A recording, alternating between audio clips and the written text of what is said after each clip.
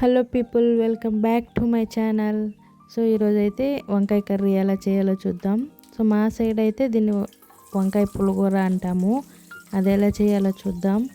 So దానికోసం అయితే oil తీసుకొని పోపు వేసాక పచ్చిమిర్చి యాడ్ చేయాలి.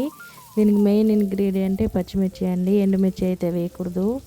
తర్వాత ఆనియన్స్ అండ్ గార్లిక్ వేసాక అవన్నీ సాఫ్ట్గా ఉడకాలంటే సాల్ట్ కొద్దిగా వేసుకోవాలి. తర్వాత పసుపు వేసి ఇవన్నీ మిక్స్ చేయాలి. తర్వాత టమాటో కూడా వేసి మంచిగా సాఫ్ట్గా అయ్యేంతవరకు ఫ్రై చేసి ఇవన్నీ సాఫ్ట్ అయ్యాక కొద్దిగా చింతపండు యాడ్ చేయాలన్నమాట. చింతపండు పులుపుకి తగ్గట్టు యాడ్ చేసుకోవాలి.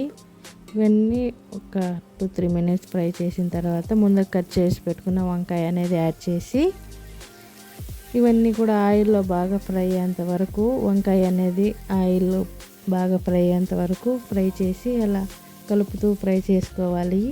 తర్వాత ఒక 2 గ్లాసెస్ వాటర్ అయితే యాడ్ చేయాలన్నమాట. వాటర్ యాడ్ చేసిన తర్వాత అందులో ఉప్పు కారం అంతా సరిపోయిందా లేదా చూసుకొని, సరిపోకపోతే వేసుకోవచ్చు. తర్వాత మూత మూసి కాస్త ఉడికాక వంకాయ ఇలా సాఫ్ట్గా అవ్వాలి.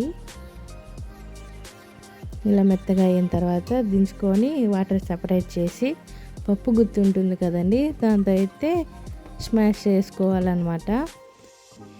ఇలా స్మాష్ చేసిన తర్వాత వాటర్ కావాలంటే యాడ్ చేసి ఒక 2 మినిట్స్ స్టవ్ పైన పెట్టి దించేస్తే వంకాయ కర్రీ రెడీ. చాలా చాలా టేస్టీగా చాలా బాగుంటుంది.